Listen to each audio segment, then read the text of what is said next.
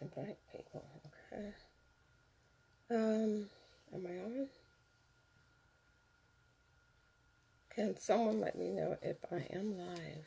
I don't see it. Um,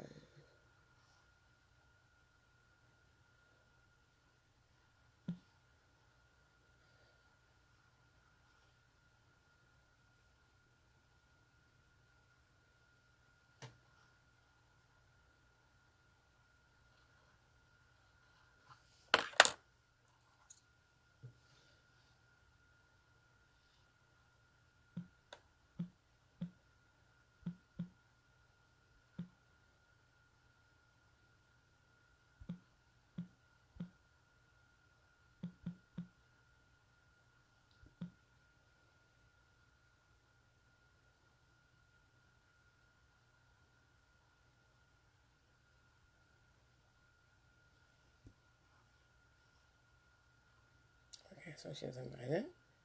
Okay, no. I invited Cherise.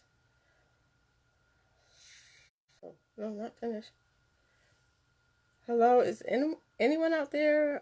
Cherise, are you there? Am I live? Let's see. Well, I don't know if I'm live yet. I have invited Cherise. Not sure if she is there yet. Is anyone there? Can someone tell me if I am on? And if you can hear me? Okay, can you hear me? I'm glad to see that B is here. That's a blessing. And can you hear me? Okay, she said I'm here. I'm wondering if Cherise got her invite. Cherise, if you are online, you need to accept your invite. Try to invite a viewer to be in your broadcast. Okay. Let's see what happened to her. Cherise, if you are trying to come in, would you please type in the bottom? Okay, so B can hear me. So that's good. I'm trying to wait for Cherise to. I'm here. Okay, great. Do you see your invite box? You can click it when I tell you to. Yes. Okay. So let me just introduce you before you click in. All right. So awesome. I'm so glad that you were able to join us again. This is our episode 2. This is episode 2 for us on our the Heart of the Matter series for Ladies in Waiting International Wives. I had to come on my personal site because it wouldn't let us come on the other one. Okay, so Cherise is asking me how does she come on live. There should be an invite. Look in your inbox and see if you see an invite. There should be an invite for you to come in. Let me know if you see it. I see that you've been invited, so it should be, I think, in your inbox. This is our first time going live. Last week it didn't work well for us, so we weren't able to do it last week. But this week we're trying again, and so far I hope that we are doing okay. Just want to let you know that again, this is the Heart of the Matter series, part 2. Well, we are talking about women who have been through domestic issues and domestic violence. October is Domestic Violence Awareness Month. And for this month, we are doing this series. So you're going to soon meet Cherise, who is a believer, a lover of God, Christ, and the Holy Spirit. She's a seasonal pharmaceutical industry professional. She's a writer, a creative, and she is also a domestic violence survivor. Yay! So we are very, very happy that Cherise is here with us today. Her goal is to share her testimony of deliverance in an effort to help others have faith and hope that they can and will overcome. And it's never too late to start again and and have love, life, and laughter after domestic violence. So she said, when I click on the invite, it doesn't allow me in, just brings me to your live. Okay. Let's see if I can. Do we have any texts on that know what I need to do to bring her in? Okay, let me try this again. I'm trying to bring in our guests, so hold on one second. Invite friends. That's not what I'm trying to do. I want to bring her in. There she is. Okay. No results found. Okay. Add viewers to be in your broadcast. I'll just to send you a request to join your broadcast. You can add them at any point. I'm just to send you a request to join your broadcast. Okay. So that's not what I want to do. Let's try this. Invite friends. Okay, so is there a difference between, let's see.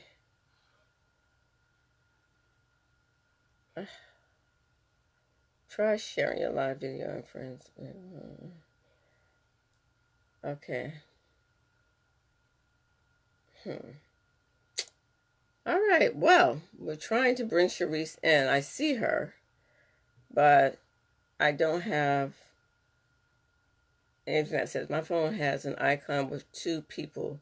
Yeah, and you, with a little square with the little person inside. I really have no clue. Okay, so that's what I tried to do. Let's try this again. Sharice, it says you're invited, so let's try this one. Tell her to push the request. Push the request, Sharice. Let's see. Oh yeah, try to request me. Push the request, Sharice. I don't know if that's gonna work. I saw something pop up. Let's see. Try sharing your live video. Okay. Add viewers to be in your broadcast. I did that. And Sharice is invited. So, okay. It says that you're invited, so I don't know what else I need to do.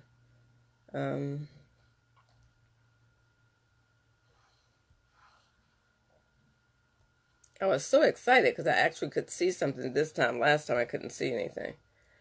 All right. I don't know. It does say that you are invited, Sharice, so I'm going to try to re-invite you again. I don't know if it'll allow me to do that, but we'll try. All viewers. Okay. Request to be in your broadcast. Can you request me? Correct. Allow viewers to send you a request to join your broadcast. You can add them at any point. Okay. I don't know if that worked.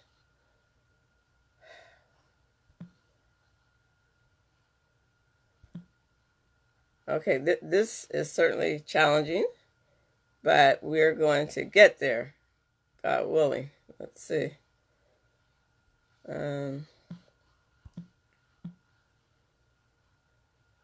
There's a, okay, that's fine. All right, I don't know what else to do. You don't see anything to push. You don't see, do you see an invite at all or no?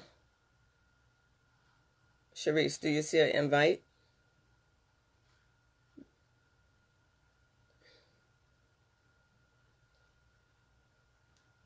Search.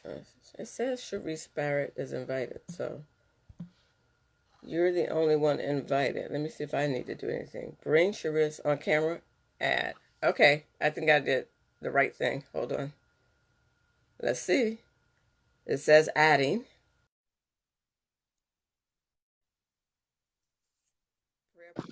Okay, I'm here. Woo! Hallelujah. Oh my goodness. I know. The devil is a lie. I was like, oh my God.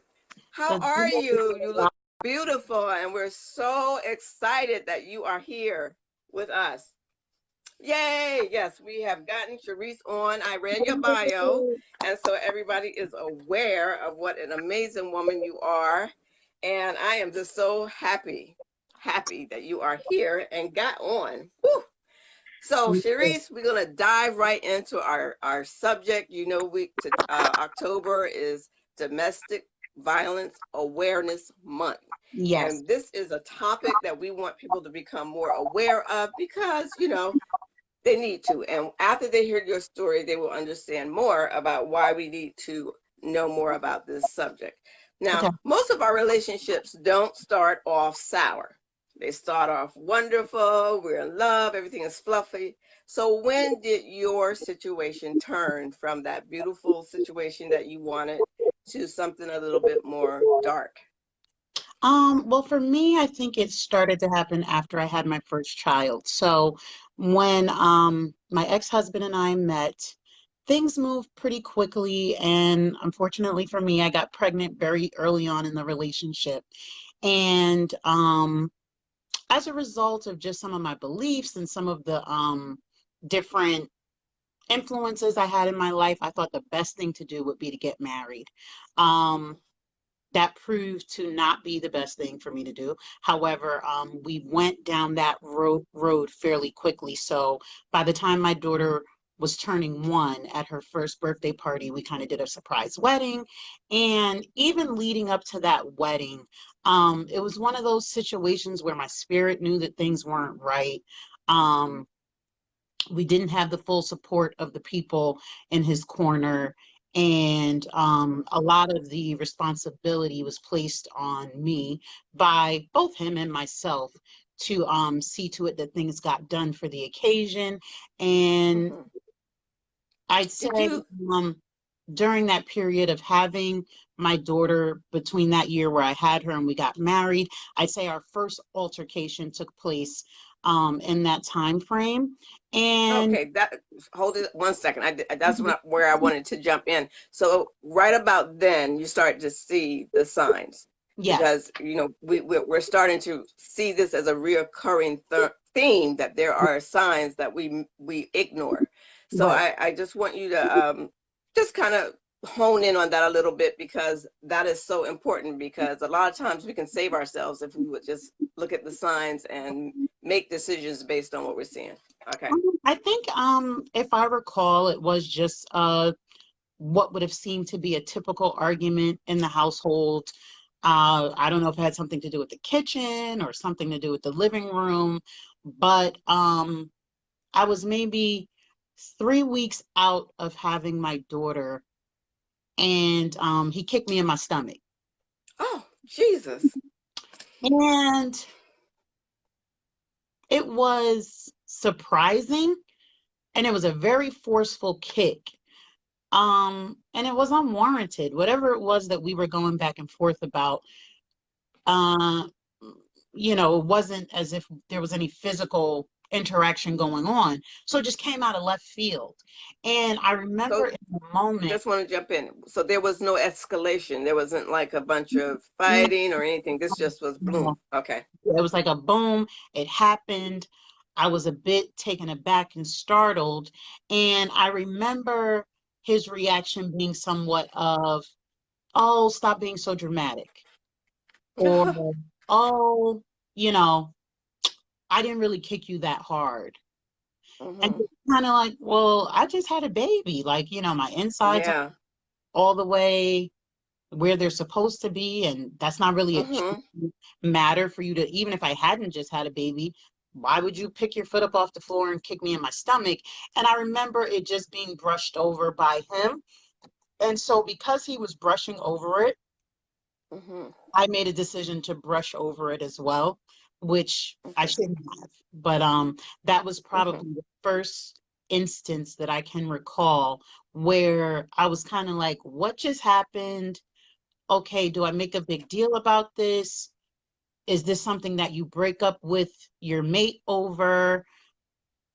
Okay, Sharice, just let it go. So I just let it Okay. So at that point, you didn't ask anybody else, or you didn't think about whether or not you had seen this before. You just kind of like said, okay, this is normal. So can you talk to me a little bit about the normalizing this stuff in relationships? Yeah, well, I definitely think when you're going through this type of situation, there's a lot of shame attached to it. And so you find yourself not reaching out to people because you really don't want them to know. Yeah. So, if there's already an element of something not being right in your relationship, and people maybe have pinpointed it out to you and you've kind of defended it, then certainly you have a hesitation to go to people and say, hey, well, he kicked me in my stomach the other day, and you kind of don't want to put yourself in a position where people are going to say, well, I told you something wasn't right with him, or I told you Right. something was wrong. So you kind of keep it inside. As far as normalizing, toxic and dysfunctional behaviors, I know from my personal experience, it started from what I saw in my upbringing in my home with my parents. My parents were married for 25 years before they separated, and then they were separated for probably another, I'd say, a good 10 years before they actually got an official divorce. During that time frame, I saw, my parents sleep in separate rooms, my parents not speak to one another, my parents not speak in the home, but then get out in public and act like everything is okay. And so Hmm. the entire family becomes a part of the theatrics that go along with acting like everything is okay. Now So that is awesome.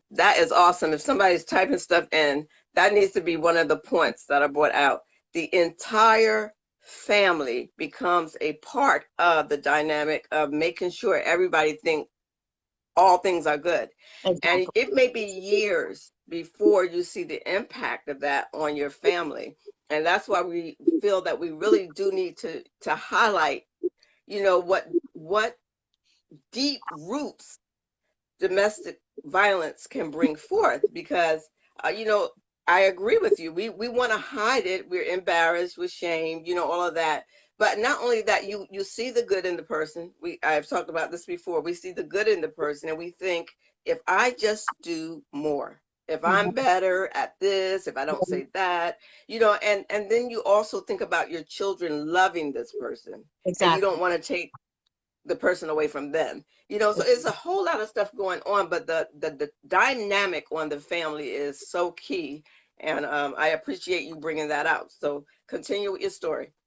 And I know for me, the trajectory of my relationship, once we got married, I had three more children. All my children were 2 years apart, except for the last one came after like maybe 3 years. And so it was a whirlwind. And I know in my situation, when I first used to share with individuals that I was close to about the domestic violence aspect of the relationship, I always felt the need to put the caveat out that, he wasn't hitting me every day, or we weren't fighting every day, or we weren't fighting every month, or we could go 2 years without having a fight. But as I sought therapy and, realized what was going on, the reason why we weren't fighting was because I was compliant with his request. Mm-hmm. So if his Yes. request was, don't talk to me, Sharice, then I just didn't talk to him. Don't ask me Mm-hmm. questions, Sharice. Then I just didn't ask him questions. Don't ask me to do anything. Okay, so then I just won't ask you to do anything. And so that Yes. was the normalized state of our relationship, where I didn't really say much to him. I didn't really ask him questions that Mm-hmm. maybe a normal relationship would. It would just be a normal Right. question. Where are you going? Where have you been for the past 2 days? What are Yes. we going to do about X, Y, and Z? I didn't Mm-hmm. do that. So the breaking point for me was at the after having my fourth child. Um, there was so much responsibility on my shoulders, as the basically provider for the family, the caretaker for the Mm-hmm. family, the spiritual anchor for the family, the go-to person Yes. for the children. And so I had gotten to the point where I was overwhelmed, and I had gone to him Mm-hmm. and said, even during that last pregnancy, I said, I think after I have this baby, you and I should go our separate ways, because, this isn't really a relationship. There's not much interaction between us. It was Right. really it was a shock and a surprise that we even were having this last baby. And Let me jump in. Don't lose your thought. okay. Um, your church family. Hmm. At that point, did you feel that your decisions and the way that you wanted to move forward had to be weighed against your spirituality, how you felt about God, where you were going in the church? How did Absolutely. that impact your staying longer, maybe, or leaving?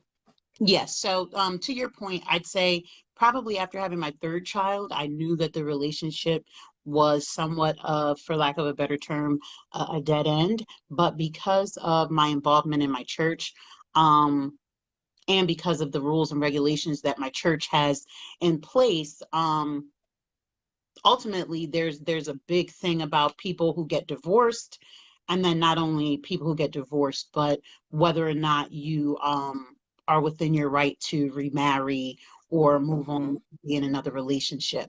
And so, you know, in hindsight, it's not as daunting over my head now, but in the Right. real time moment, um Mm-hmm. it definitely uh had its weight with respect to Yes. making my decision to walk away from the relationship or end the relationship at the time that I did. So certainly I was afraid of what people in my church would say. I was Mm-hmm. afraid even of people who I looked to as mentors and just spiritual advisors and life, coaches, for, if you will. I was afraid that if I went to someone and shared with them, that their response to me would be, this is what people go through, or, every Mm-hmm. every marriage has its ups and downs, and Yes. every, you know, Yeah. all relationships Yes. go through Yes. things, and you gotta pray, and you know Yes. encouraging you to stay. So Yes. for me, I when I was making my decision to end the relationship, it really wasn't something that I had shared with many people or any Mm-hmm. people. And Right. at the at the point where the relationship ended, when I did share it with people who I trusted, who were in a position even within my church of leadership, my pastor, my grandmother, who is now deceased, but she was also a minister in the church as well. When I shared with them the stories of what was, Right. the reasons that led up to the situation, they actually were, mortified and horrified that I hadn't Yes. shared sooner. And they definitely were aligned with my decision to walk away. Okay. What do you think the church, what can we do? Because even in my situation, I felt that most, we have a lot in common with how we felt when we were coming out of our situation. How can the church get better? You know what I'm saying? Because it just seems like I don't care what we are preaching, because sometimes I'm there myself. I don't care what we are preaching from the pulpit. We have to be able to live in a way that people who are hurting will come to us, Right, and get the advice that they need and get the shelter and the help that they need in time of trouble. And it right, just seems like we failed miserably in um, this particular subject. We just don't seem to get it together when it comes to domestic violence. And I understand that like you said, every relationship goes through its problems, but do we sit there and let ourselves get, beat down to the ground, and not just physically, because mine was not, but I'm just saying any kind of way, mentally, psychologically, emotionally, because it bleeds into other parts of your life. Did you at some point see that it was impacting your work, at at work, your raising your children, just your absolutely, self-esteem in general? Just touch a little bit on that, if absolutely. you will. As a result of the relationship, I dealt with depression. I dealt with anxiety. After I had my last child, I wasn't very present in the home. I was here physically, but I wasn't here mentally. So even with Mm-hmm. this interaction with my youngest child for about that first year, I was very okay with other people doing everything for him. Mm-hmm. So, I kind of had just resigned to my Right. corner, and, my routine for the day was get up, make it to work, do what I have to do to keep my job, and Mm-hmm. make it home, sleep my night away, and Yeah. do it again tomorrow. And with things like depression, they manifest themselves in different ways. And, Mm-hmm. it takes people really paying attention to one another for them to see when you're struggling. So, for example, it may manifest itself as sleeping a lot. It may manifest itself as hygiene issues. It may Mm-hmm. manifest itself as clutter in your home. It may Yeah. manifest itself as, a person who otherwise would want to be involved and outgoing and showing up for friends and family and always, being available. Um, Mm-hmm. it kind of manifests itself as I'm not showing up, I'm not coming, I'm not answering your phone calls, I'm not Mm-hmm. available. And it's a lot Yes. of work to put on, a happy face, to show up at Yes. church every weekend, to show up at Mm-hmm. work every day. I'd say for about the better part of 2 years, I slept in my car during Mm-hmm. my recess at work every Wow. and Yes. it wasn't something that, my coworkers maybe thought I was just going to lunch, and I wasn't. Yeah. Going in my car, sleeping, set my alarm, Mm-hmm. it dings, I go back inside, sit at my desk, do my work, laugh with people, joke with people, try not to tell people my personal Mm-hmm. business. You don't want people in your Right. in your business, or to think that Yeah. using, stuff that's going on in your life as an excuse to not Mm-hmm. perform or do what it is that you need to do. So Yes. for me, it did manifest itself in that way. I know for myself, I did get to the point where I was suicidal, and this was, some point between the breakup and me getting the help that I needed. And I did share with a close friend of mine that, I was having some thoughts about myself and my children that weren't the healthiest. And she pointed me in a direction of therapy. She gave me a Mm-hmm. therapist number. She made sure that I went to my therapy sessions. And that was the beginning of me breaking the cycle for my family, versus what I had grown up with and dealt with. Okay, so that is awesome. So, in your experience, then you recommend that women do get that therapy or some kind of help to get them from point A to point B. Um, this friend that you told, this is somebody you trusted, Mhm. obviously, and you were able to open up to. How important is it that we have at least one person that we can trust and that we absolutely must trust with that situation that we're going through so that we can not only save our lives but the lives of our children? Um, Talk a little bit more about that it's friend very type. It's very important. I know in my situation, the person that I told, she and I were not even that close when I shared this with her. Um, and I think in my situation that helped because I more so looked at her as a neutral party. She wasn't someone that Mm-hmm. knew him, and she wasn't really someone that knew me. So I was able to kind of share different things with her. And poor her, I think she was more caught off guard than anything else. Yes. Oh gosh, like That what? you're trusting her with that. Yeah. Like, why is Sharice telling me this stuff? And she was somewhat of a new member of our church. And so I trusted her with my information, and I never felt like I was getting the, oh, well, I could have told you that, girl, or I saw that, Mm-hmm. or the writing was on the wall, told you not to have all those kids by that man. And, Yeah.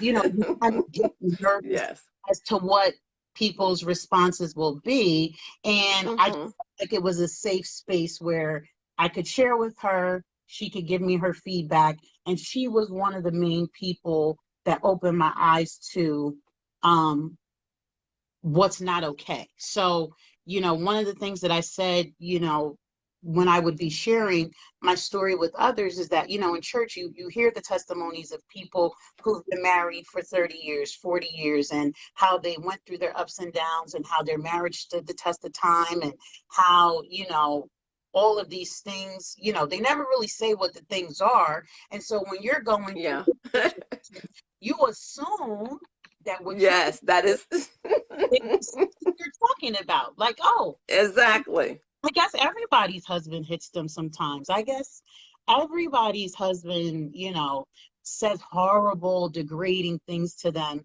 And I Yes. believe that, if I just stay and pray, things will be okay. But it was, over time, speaking with different individuals, they're like, no, Sharice, that's not okay. Like, we've been through a lot in Yeah. our marriage, but not that. Like, no, that's not Yeah.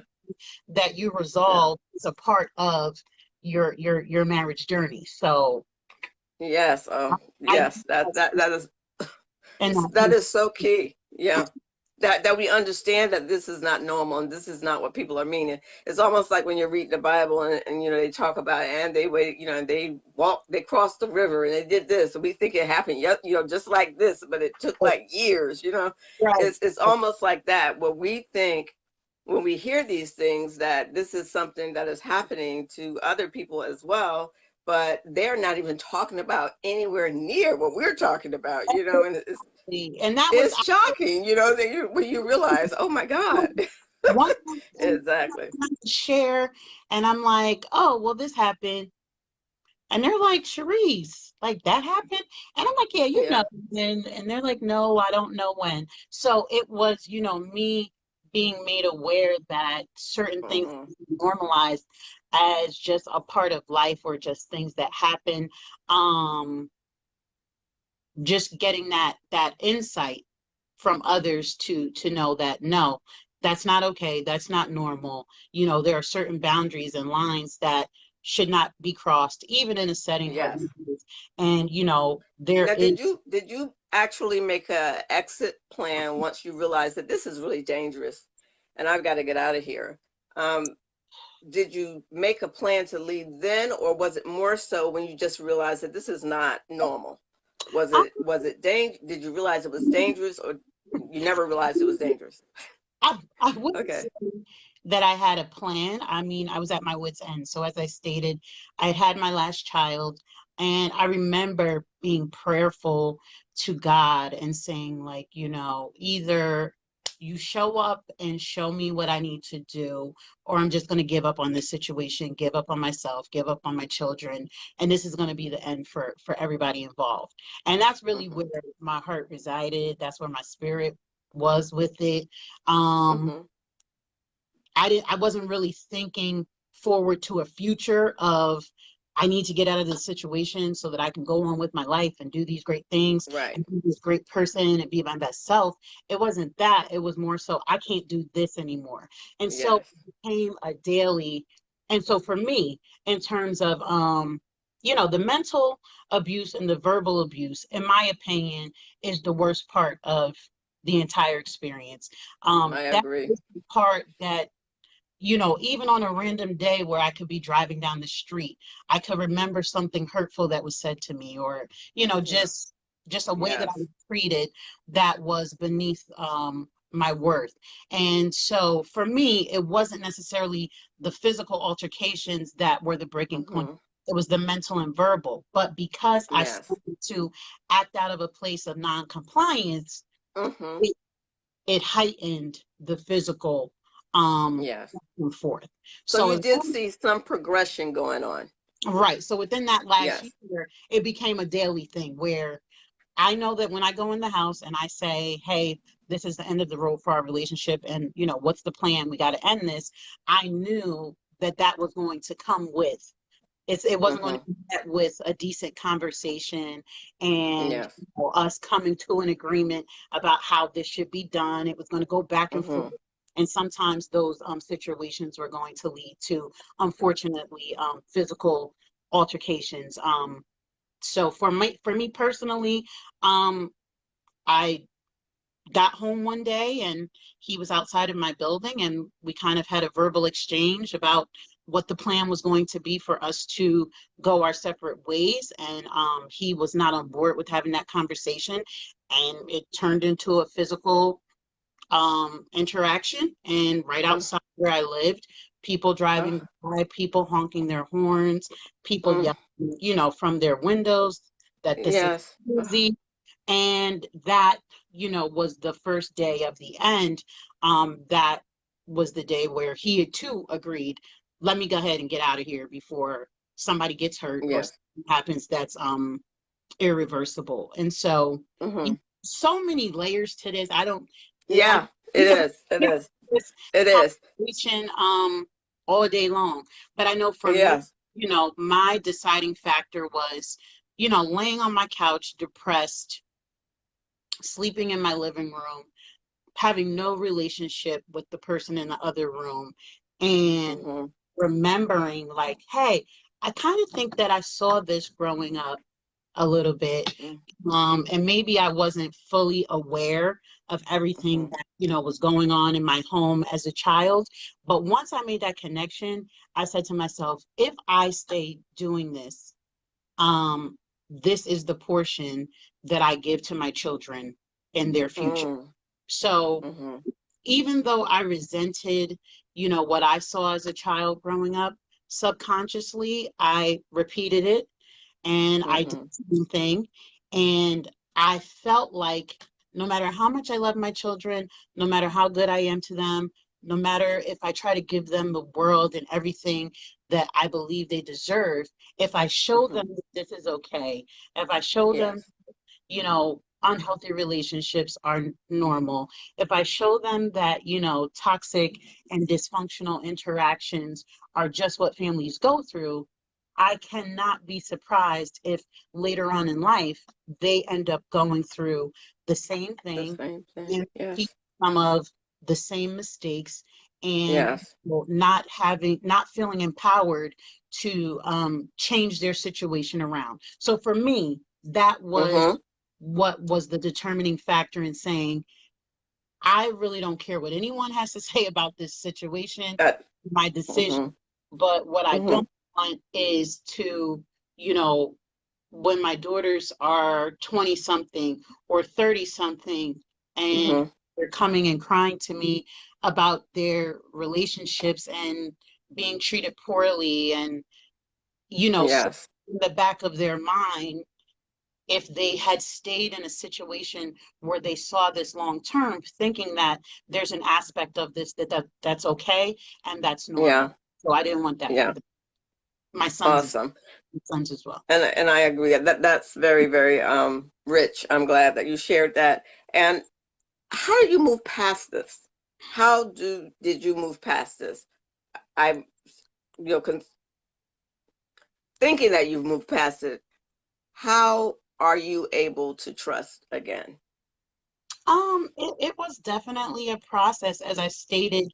Um, when I first got out of the relationship, my children were young. So my youngest child is 6 and he was 1 at the time. And my Mm. oldest child is 13 and she was 8 at the time. Oh, So wow. I had an 8-year-old, a 6-year-old, I mean, yeah, an 8-year-old, a 6-year-old, a 4-year-old, and a 1-year-old. So I was busy anyway, so there was a lot to Yeah. do. My anchor throughout the whole thing was just my relationship with God. And you hear Hmm. sometimes people say you have to have your own personal relationship with God, but when you Hmm. grow up in a religious environment, sometimes you don't know what that really means or what that really looks like. So it might look Hmm. like going to church every weekend. It might look like doing everything that people tell you to do. It might look like you know, feeling like you do everything right. Um, Hmm. so, you're kind of like, well, if I'm doing everything right and everything is going, Exactly. something is not right with what Exactly.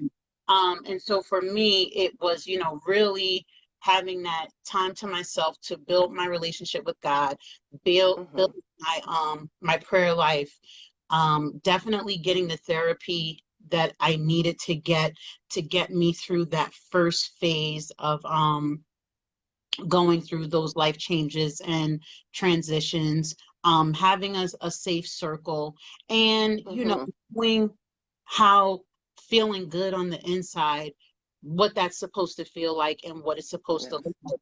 And I share even in my testimony at church from time to time, sometimes depression and anxiety, once you've gone through them for so long, they become kind of like a chronic condition Mm-hmm. where Yes. nothing's wrong. Yeah.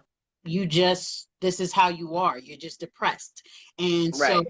it's being able to have that element of self-awareness that puts you in a place to say, wait a second, why am I down? Something's Why am wrong. I Yeah. sleeping for 5 days? What's wrong? Mm-hmm. What's wrong? Is something Yes. wrong?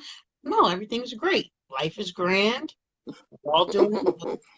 I'm not struggling Yes. with anything right now. So having that self-awareness and also the mindset to push yourself forward, even in instances where it may be uncomfortable. And, those are challenges that I've had to struggle with through, new relationships where, I've had to make a commitment to myself to never find myself in a situation similar to what I was in the past. And Yes. that takes effort on my part. That takes, sometimes saying things when it's uncomfortable. That takes Mm-hmm. addressing, concerns that I otherwise in the past would have just let slide or, not say Yes. anything. And also, there has to be a balance between, pushing yourself out of ever finding yourself in that situation again, but also not dumping or blaming, people who don't necessarily have anything to do with what you went through and making them pay a cost for that as a part of your. Okay. So there's a balance there also.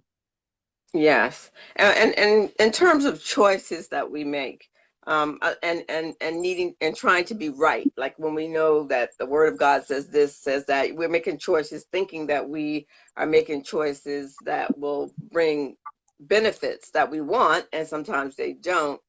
How do you translate to your children the choices that need to be made in order for them to have healthy relationships? Because now they're getting a little older, not the 6 year old, but maybe you're a teenager, you're your preteen. That- Is she a preteen, or she wants to be a teenager? She's 13, so I guess she's a teenager. she'll, she'll be 14 next month. Oh Lord, yeah, so she's full-fledged. Okay. Yeah. So basically, one thing that I try to do that I don't necessarily know I had the benefit of growing up was I talk to my children a lot. So we have Hmm. a lot of discussions. We have a lot of sidebar meetings as a group. I have a lot of one-on-one interactions with them. Sometimes they may even feel like, this is overkill. And I know that, you know, as I was processing things when we went through, the initial few years of transition, there would be Hmm. times I constantly wanted to talk to them and say, are you okay? Are you sure? Are you sad? Are you upset? Hmm. You will be so surprised at how smart and Yeah. aware children are without you even knowing it. And they were able to, without necessarily using the terminology that I'm going to use, they were able to share with me, we feel like you're trying to project your sadness onto us and you want us to be Ooh, sad and we're not. And wow. you have to be okay with that. And Awesome. so, what Hmm. I thought was going to be something that was going to be daunting over them and change their character. And, and not to say that at some point in life we may not find out that there were emotions that they needed to process that, still need to be addressed. But in that moment, on a day where I was sad or on a day where I was depressed, Hmm. and I'm saying, hey, let's all come in here and cuddle and be sad together. And you're, Yeah. mommy, we're not sad. We're okay. So it's just, Hmm. that open line of communication, having those transparent discussions, and still doing it in a Christian way. I pride myself Yes. on being kind. I pride myself on being nice. I've even when people have reached out to me to talk about stuff like this, I've been somewhat, I tread lightly around what I share just for the sake of my Mm-hmm. children, because as you stated Yes.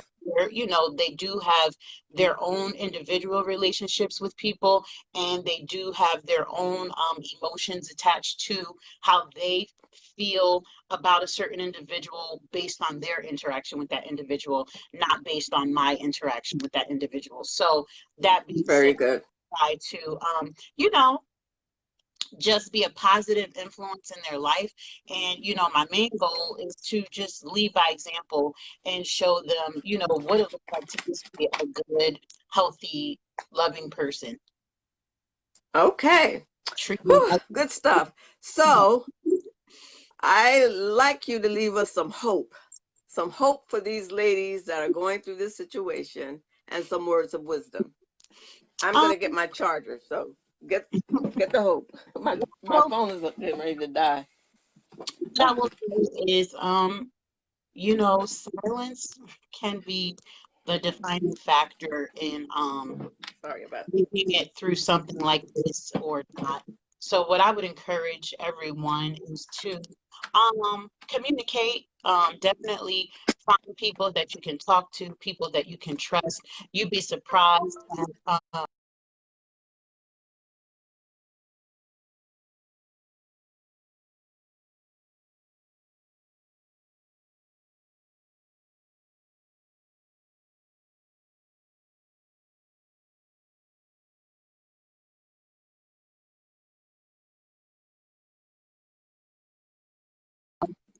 to communicate what's going on in your life, sharing. I know it's not necessarily um, something that people always, like I said, you don't always want everybody in your business. And, there mm-hmm. is a sacred space for a marriage where you're not always running and telling everybody everything that's going on in your relationship or in your marriage. But at the same time, just making sure that you have a safe space for communication, making sure that you have a strong personal relationship with God, making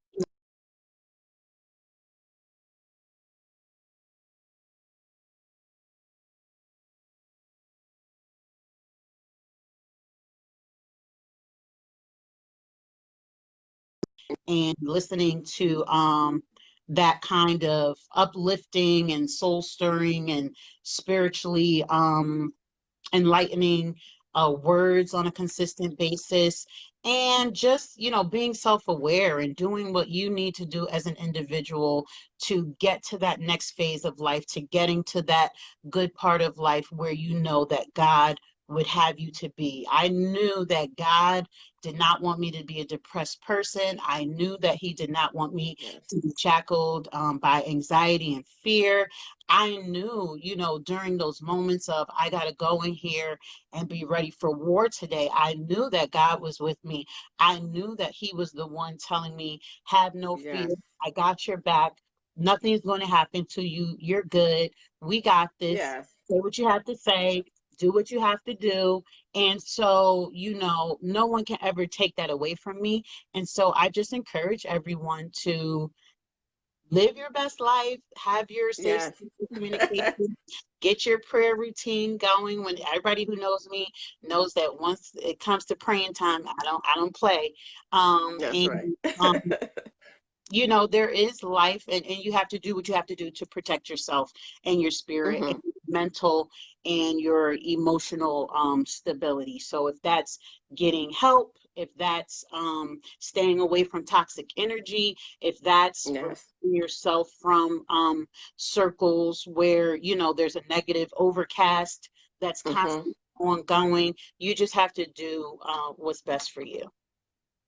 That's awesome, and I hope that everyone who's hearing this as the, are as blessed as I am to have heard that, and that you've overcome, that you are still striving, and that you were able to love again and trust again and move forward past the situation.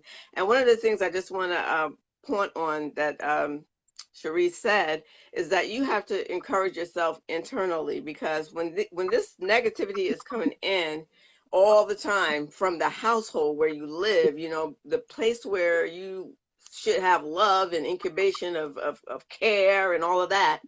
You have to be able to speak life to yourself for, you know, and that's not always that easy. So it's always wonderful when you can have, like you said, a prayer circle, a circle of sisters that are, you know, able to lift you up when you're going through your situation. And even when you get those down times when you look back, because sometimes we look back and we say, oh boy, you know, I should have done this, that, and the other. But that does not serve us well. It serves us better to look forward and see where we can go from here. So I am so encouraged by your story. I am sure that everybody else is encouraged as well. I appreciate you so much. I am looking forward to your book that I'm sure has to be coming out soon, right?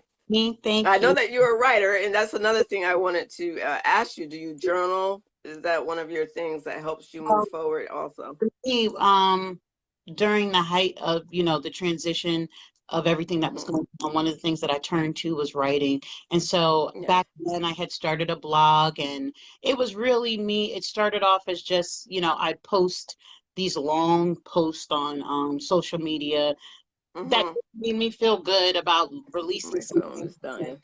sharing Yeah. some things. But then that did branch off into being a blog. And then from there, Yes. um, I'm definitely at a point now where I do have a collection of things that I'm working on. So just prayerfully